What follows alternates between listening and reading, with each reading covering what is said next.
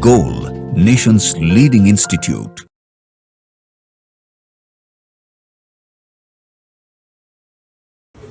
Hello students, आज हम लोग डिस्कस करने जा रहे हैं AITS मेजर टेस्ट 8। मेरा नाम दीप है और मैं फिजिकल केमिस्ट्री डिस्कस करूंगा आपके साथ।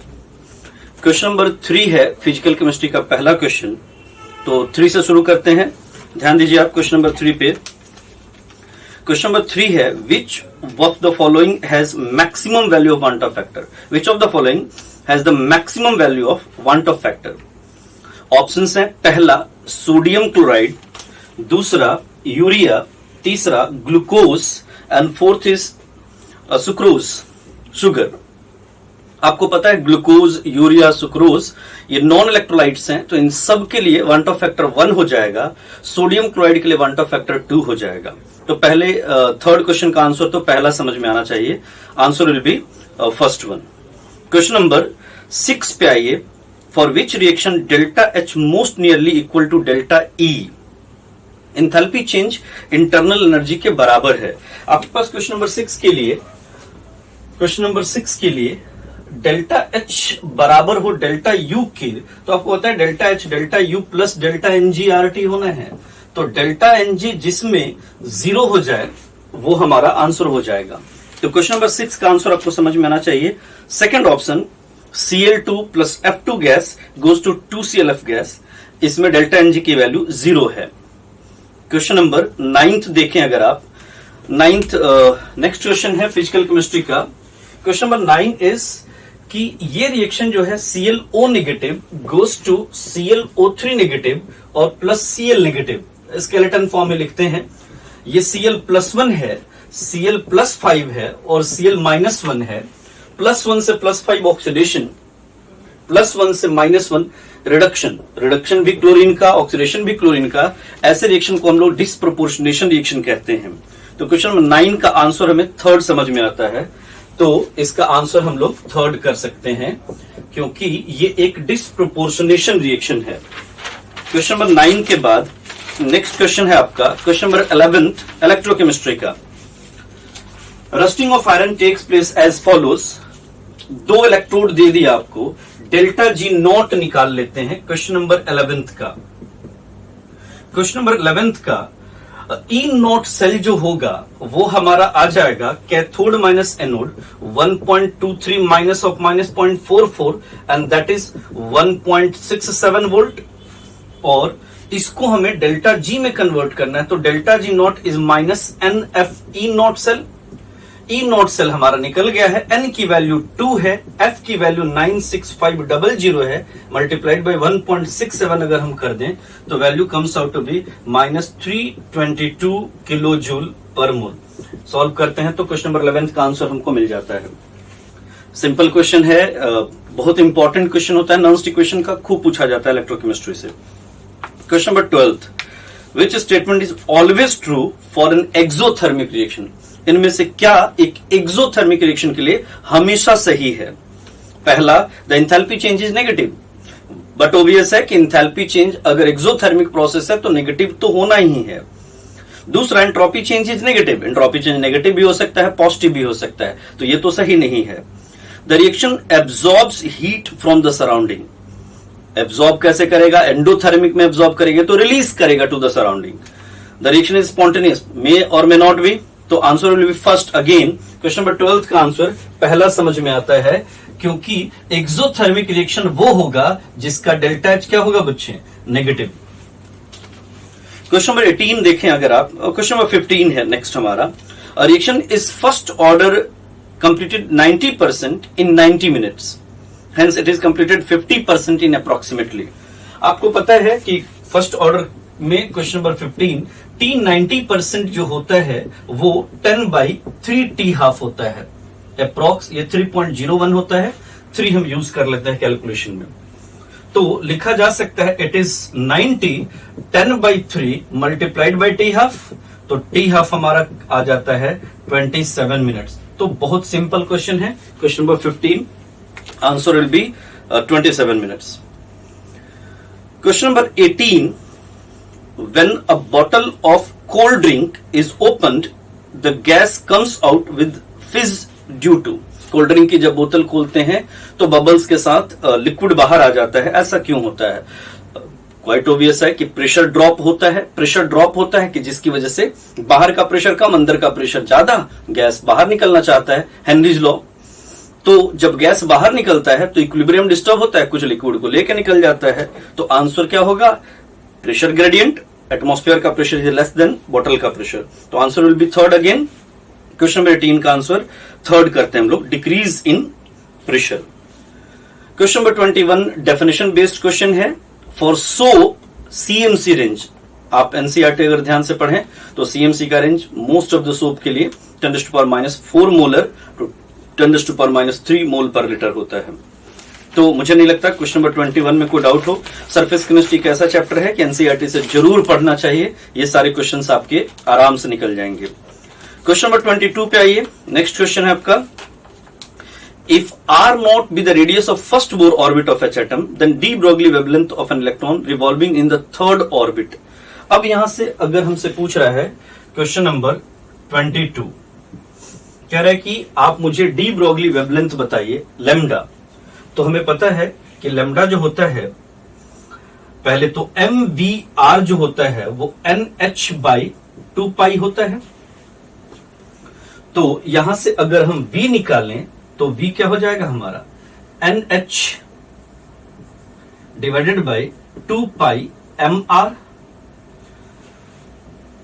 और ये अगर हम रख दें lambda is equal to h/mv में, तो हमारे पास एक्सप्रेशन आ जाएगा, lambda is equal to h/mv, तो m मल्टीप्लाइड बाई nh/2πmr।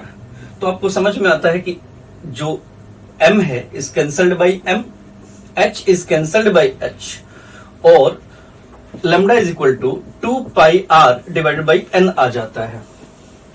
अब ये कह रहा है कि r की वैल्यू r0 है अगर फर्स्ट बोर ऑर्बिट है, तो आपको पता है r प्रोपोर्शनल टू क्या होता है, n²। तो हमें समझ में आता है कि अगर ये थर्ड बोर ऑर्बिट है तो यहां 9r0 हो जाएगा। तो lambda is 2π into 9r0 divided by 3, n की वैल्यू 3, तो 3। तो ये हमारा आ जाएगा lambda is equal to 6πr0। तो answer will be third. Question number 22 का आंसर हम लोग क्या कर रहे हैं, थर्ड। क्वेश्चन नंबर 24 फिर डेफिनेशन है, आप देखिए ध्यान से diagram, crystal defect indicated in the diagram. आप अगर देखेंगे तो जितने K positive potassium ion missing हैं उतने ही कहीं क्लोराइड आयन भी मिसिंग है। अगर इक्वल नंबर ऑफ कैटायंस और अनायंस अपने लैटिस साइड से मिसिंग हो तो ऐसे डिफेक्ट को हम लोग शॉर्ट की डिफेक्ट कहते हैं। तो क्वेश्चन नंबर 24 का आंसर मुझे लगता है हर बच्चे को समझ में आता होगा, सॉलिड स्टेट डिफेक्ट से है। क्वेश्चन नंबर 24 का आंसर शॉर्ट की defect, second answer. Question number 27 देखते हैं। नेक्स्ट क्वेश्चन, क्वेश्चन नंबर 27 कह रहा है which of the following statement are correct, सही ढूंढना है। In Arrhenius equation k is equal to a if t tends to infinity k is equal to a, सही बात है। अगर ln k आप लिखते हैं तो ये ln a minus ea by RT होता है। अगर t टेंड्स टू इंफिनिटी हो जाए, तो ये वैल्यू टेंड्स टू 0, तो k टेंड्स टू a हो जाएगा। तो ये समझ में आता है हमें। क्वेश्चन नंबर 27 के लिए अगर हम काम करें तो पहला ऑप्शन तो सही है, alkaline hydrolysis of ester is irreversible reaction, very right. Saponification reaction जिसको आप कहते हैं वो इरिवर्सिबल है।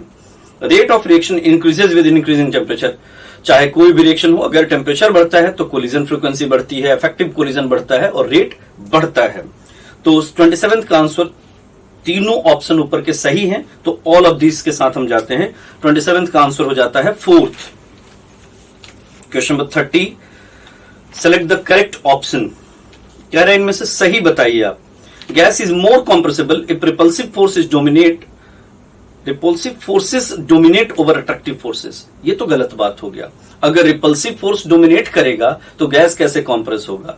गैस के कॉम्प्रेशन के लिए तो अट्रैक्टिव फोर्स को डोमिनेट करना चाहिए, तो पहला हो गया wrong. At extremely low pressure and high temperature gases behave, ये ठीक लग रहा है। अगर प्रेशर कम हो, हाई टेम्परेचर हो, तो हमारे केटीजी के सारे जंक्शन सही होंगे, तो सही है ये।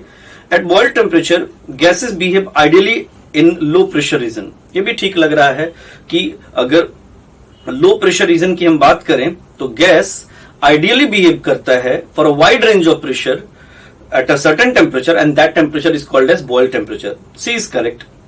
If T is more than Tc, it can never be liquefied. ये भी सही बात है। क्रिटिकल टेम्परेचर वो टेम्परेचर होता है जिस टेम्परेचर के अबव गैस लिक्विफाई ना हो पाए, तो यही तो कह रहा है डी। तो answer will be again B, C and D. Third answer tick करते हैं हम लोग। 30 का आंसर तीसरा हो जाता है। क्वेश्चन नंबर 32 पे आइए। नेक्स्ट क्वेश्चन है, a solution of two liquid boils at a temperature more than the boiling point of either of them. कह रहा है कि दो लिक्विड है, बॉइलिंग टेम्परेचर जो है इसका दोनों से ज्यादा है, मतलब ये मैक्सिमम बॉइलिंग एजियोट्रॉप है और maximum boiling azeotrope negative deviated solution होते हैं। तो 32 का आंसर मुझे लगता है बिना किसी डाउट के आपको फर्स्ट समझ में आता होगा। प्योर थ्योरेटिकल क्वेश्चन है, कहीं कुछ सॉल्व नहीं करना। क्वेश्चन नंबर 33 अगर आप देखें तो for which of the following gases mixture eight normal temperature Dalton's law is not valid. तो आपको पता है क्वेश्चन नंबर 33 की अगर हम बात करें तो डाल्टन्स लॉ तब वैलिड नहीं होता है जब गैस आपस में रिएक्ट कर जाती हैं। अमोनिया गैस रिएक्ट कर जाता है HCl गैस से और दे देता है NH4Cl सॉलिड। तो डाल्टन्स लॉ पार्शियल प्रेशर नहीं ओबे करते वो गैसेस, उन गैसेस के मिक्सचर जो आपस में रिएक्ट करते हैं। Dalton's law is applicable only for non reacting gases.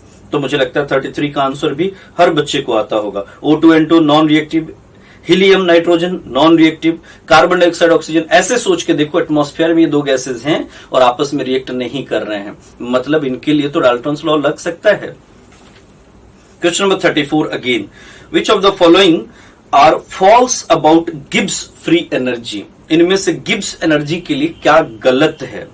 Delta G is equal to delta H minus T delta S, सही लग रहा है ये। Delta G more than zero indicate the process spontaneous, ये गलत है। डेल्टा जी नेगेटिव हो तो प्रोसेस स्पॉन्टेनियस होता है, तो बी तो हो गया रॉन्ग। क्वेश्चन नंबर 34 पे फोकस करिएगा, बी हो गया रॉन्ग क्योंकि डेल्टा जी पॉजिटिव को कह रहा है स्पॉन्टेनियस, डेल्टा जी नेगेटिव होता है तो प्रोसेस स्पॉन्टेनियस। सी ऑप्शन पे आइए, delta G not less than zero implies K equilibrium is less than 1।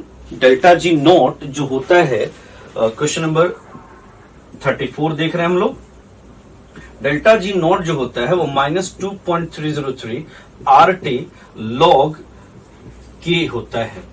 तो अगर ये लेस देन 1 हो गया, फ्रैक्शनल हो गया, तब तो ये वैल्यू पॉजिटिव हो जाएगी, तो ये भी गलत हो जाएगा। और डी कह रहा है डेल्टा जी इंप्लाइज 0 के इक्विलिब्रियम 1, ये गलत है। Delta G nought will be 0, delta G nought will be 0 when K is equal to 1, delta G nought equal to 0। तो आंसर समझ में आता है, B, C and D all are incorrect, false statement. Question number 35 है, which one of the following has maximum number of molecules. Maximum number of molecules, तो third option तो ऐसे ही गायब हो गया। ये 1 ग्राम कार्बन कह रहा है, कार्बन में तो मॉलिक्यूल होने नहीं है। अब बच गए CO, NO और NO2। तो CO ग्राम ग्राम ग्राम तीनों के मास बराबर हैं, तो जिसका मोलर मास सबसे कम उसमें मॉलिक्यूल सबसे ज्यादा। CO का मोलर मास 28, NO का मॉलिक्यूलर मास 30, NO2 इज 46। तो पहला आंसर 35 का आंसर हम लोग क्या करते हैं, क्वेश्चन नंबर 35 में मुझे लगता है कि मॉलिक्यूल्स आप समझ पा रहे होंगे। कार्बन क्यों नहीं चूज किया, क्योंकि उसमें एटम्स हैं, मॉलिक्यूल्स तो हैं ही नहीं। तो क्वेश्चन नंबर 35 में अगर हम नंबर ऑफ मॉलिक्यूल्स पे जाए तो ये 1 divided by molar mass into Avogadro number होगा। तो m जितना कम होगा नंबर ऑफ मॉलिक्यूल्स उतना ज्यादा होगा। क्वेश्चन नंबर 35 का आंसर हम कर रहे हैं फर्स्ट। क्वेश्चन नंबर 45 देखिए आप। क्वेश्चन नंबर 45 है कि आप 10⁻21 molecules are removed from 200 milligram CO2, then the number of moles of CO2 left। 200 milligram CO2 था हमारे पास, उसमें से 10 का पावर 21 मॉलिक्यूल को हम लोगों ने बाहर कर दिया, तो पूछ रहा है कितने मोल बच गए। तो सिंपल है, N left is equal to 200 milligram, 200 into 10 to the power minus 3 divided by 44 minus 10 to the power 21 divided by 6 into 10 का power 23. सॉल्व किया तो ये कुछ answer 2.88 into 10 to the power minus 3 मोल आ जाता है. तो क्वेश्चन नंबर 45 मुझे लगता है हो जाएगा आपसे. क्वेश्चन नंबर 46 देखिए. क्वेश्चन नंबर 46 है, which of the following is correct option for free expansion of an ideal gas under adiabatic condition? Adiabatic बोल दिया तो Q is equal to 0, free expansion बोल दिया तो W is equal to 0. Q0 W0 तो temperature change क्यों होगा? तो answer will be third, answer 3, क्योंकि Q0 है W0 है तो डेल्टा T क्वाइट ऑब्वियस है क्या होना है 0. तो ये लास्ट क्वेश्चन था फिजिकल केमिस्ट्री का. एक आसान सा पेपर, काफी क्वेश्चंस इसमें थियोरेटिकल थे, एनसीईआरटी बेस्ड पेपर है. अच्छा किया होगा आपने. तो बस ये क्वेश्चंस थे फिजिकल केमिस्ट्री के. Thank you so much. Thank you students.